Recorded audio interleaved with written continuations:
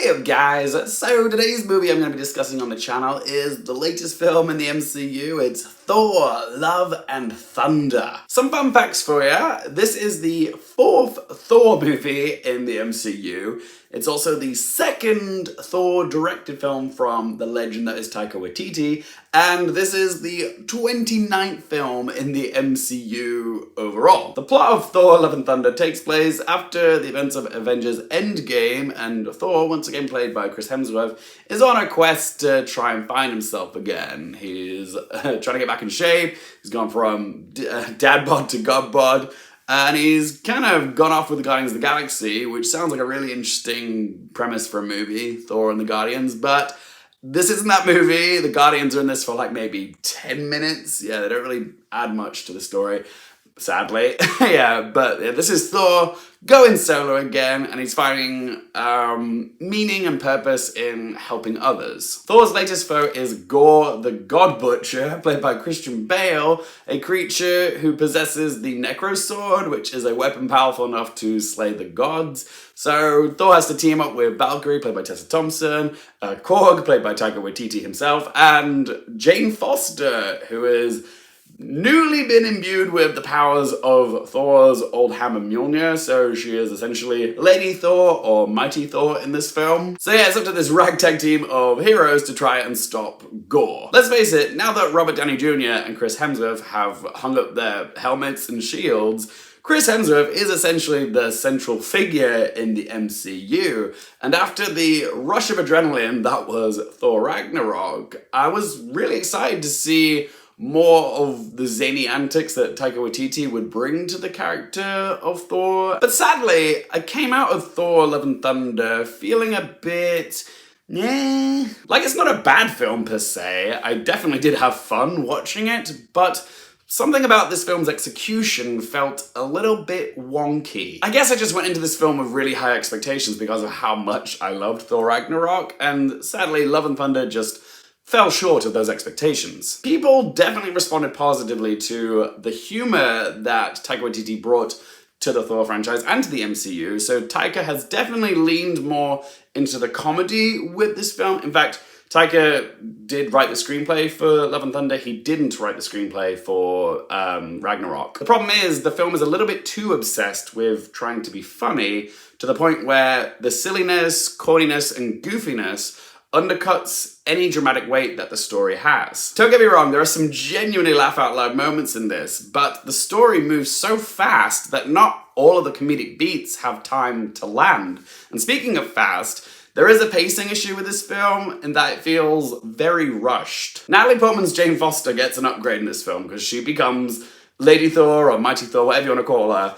And to be fair, Natalie Portman's character arc should have provided the audience with the bulk of emotional investment in this film.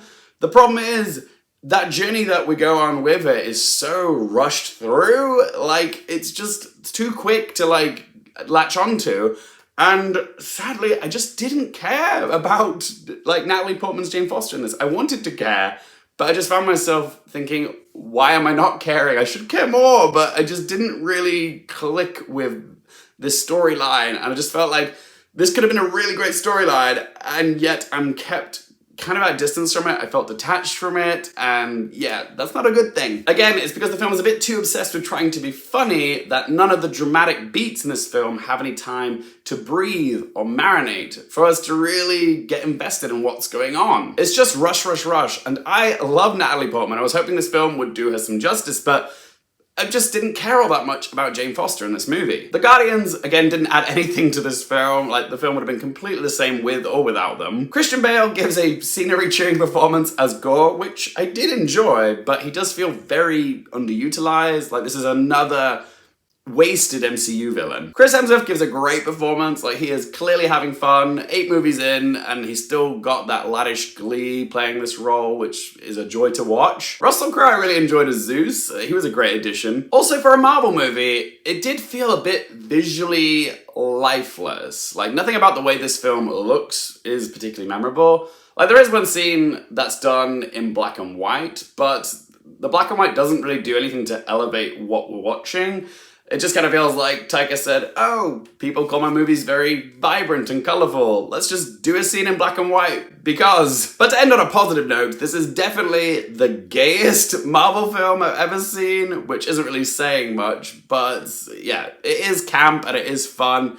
And there is a character we find that has two dads, which was kind of a nice little treat. More of that, please, Marvel. So let's ask them 3 questions. Firstly, would I watch it again? Yeah, it doesn't have the rewatch factor of Thor Ragnarok, but there is enough here that I enjoyed that I would watch it again someday. Question 2, do I recommend it for you guys?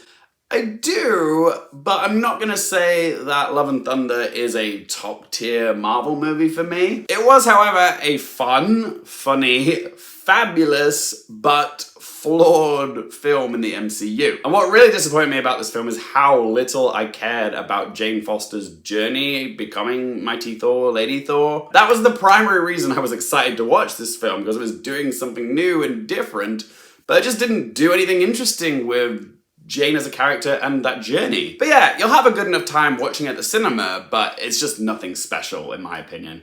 And third question, what score to give it out of 10? I was entertained, but the film was just resoundingly okay to me. Like, I'm definitely more of a Ragnarok fan than I am Love and Thunder. So I'm gonna give Thor Love and Thunder a score of 6 out of 10. But as always, guys, it's just one bloke's opinion. I want to hear from you. If you've seen Thor Love and Thunder, what did you make of it? Where does it rank for you in the 4 Thor movies?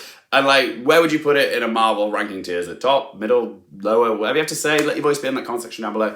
Enjoy the video, hit the little thumbs up button if you want more movie, TV, and Oscars related content. Don't forget to click subscribe. You can follow me on any of my socials, Twitter, Instagram, TikTok, Letterboxd, on the video description down below. And as always, thank you guys so much for watching. For more things related to movies, TV, the Oscars, and popcorn culture, I'm Luke Kearfield, and I'll see you next time.